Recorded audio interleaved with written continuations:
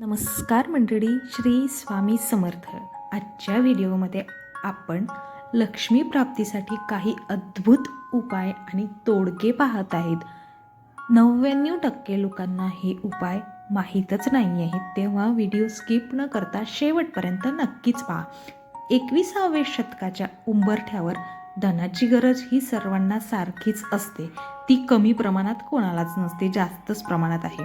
लक्ष्मी ही विष्णू म्हणजे तिच्या पतीसोबत जर राहिली तर ती दीर्घकाळ टिकणारी असते, हे मात्र नक्कीच अट्टळ आहे. लक्ष्मी ही चंचल आहे, ती कंजूष मनुष्याकडे जास्त काळ राहूच शकत नाही. लक्ष्मी हे कर्तबगारी शूरवीरांकडे देखील राहत नाही. याचे कारण असे की लोक दानशूर असतात, त्यामुळे ज्याच्याकडे ती जास्त काळ राहू शकते ते लोक म्हणजे कंजूस व्यक्ती. लक्ष्मी स्थिर राहण्यासाठी काही अद्भुत चमत्कारिक उपाय आणि तोडगे आजच्या व्हिडिओमध्ये आपण पाहणार आहोत. ते पुढील प्रमाणे. त्यामधील तोडगा नंबर 1, धनलक्ष्मीसाठी श्री सूक्त. लक्ष्मी सूक्त म्हणून श्री यंत्राची पूजा रोज करावी. निदान मंगळवार, शुक्रवार आणि पौर्णिमा या तिथींना तरी लक्ष्मीची श्री सूक्ताची श्री यंत्राची पूजा नक्कीच करावी. आता उपाय नंबर 2, रात्री दही भक्षण करू नये, म्हणजे दही खाऊ नये.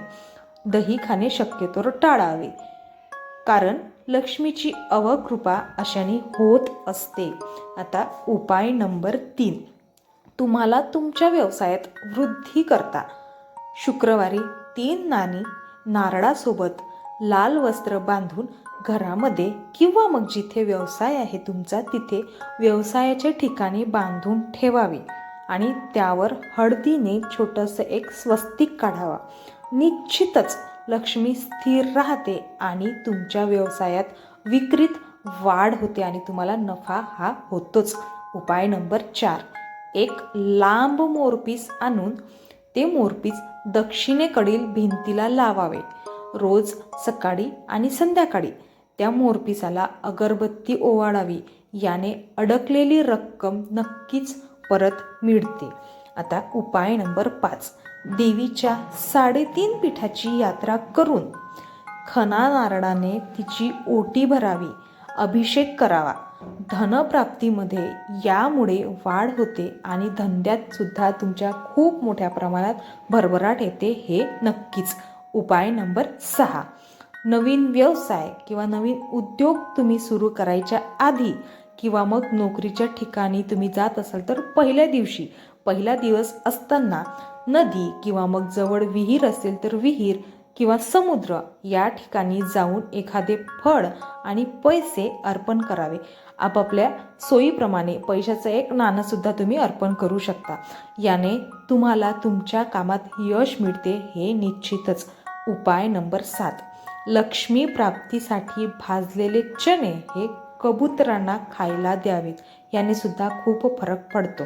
उपाय नंबर 8, घरामध्ये रोज तिळाच्या तेलाचा दिवा देवाऱ्यावर लावावा. तुपाची फुलवात देवाच्या उजव्या साईडला लावावी. तेलाचा दिवा डाव्या साईडला लावावा.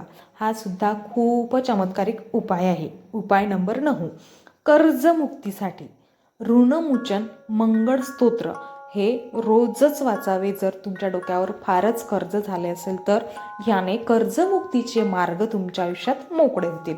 उपाय नंबर 10, नवीन केरसुनी, ज्याला आपण झाडू फडा म्हणतो, छोटा केरसुनी घरात आणल्यानंतर त्याला हळद कुंकू लावून पाणी शिंपडून त्याची पूजा करायची आणि मगच ते वापरायला घ्यावी. उपाय नंबर 11, घरामध्ये असलेली तुमची तिजोरी तर त्याला काळा, लाल, निळा रंग अजिबात लावू नका. उपाय नंबर 12, कोणतीही नवीन वस्तू घरी आणल्यानंतर घरात आधी ते देवापुढे ठेवायची आणि देवापुढे ठेवूनच मग तिचा उपयोग करावा. हा पैशाच्या बाबतीत खूप लाभदायक उपाय ठरतो. उपाय नंबर 13, दसऱ्याच्या दिवशी गर्भ, श्रीमंत किंवा चरित्रवान व्यक्तीकडून आपट्याची पाने घ्यावी आणि मग चांदीच्या किंवा पितळेच्या डबीत ठेवून देवाऱ्याजवळ ती ठेवावीत आणि त्याची रोजच पूजा करावी. उपाय नंबर 14. रोज संध्याकाळी तुळशीजवळ तुपाचा दिवा लावायचा, अगरबत्ती लावावी आणि घरात निरंतर या उपायाने लक्ष्मीचा वास तुमच्या राहतोच. उपाय नंबर 15. लक्ष्मी प्राप्तीसाठी घरात बनवलेले अन्न आणि दूध हे नेहमी झाकून ठेवावे, ते उघडे कधीच ठेवू नये. गुरुवारी तुळशीला थोडेसे दूध घालावे. या उपायाने लक्ष्मीचे वास्तव्य तुमच्या घरात कायमस्वरूपी राहते हे निश्चितच. उपाय नंबर 16.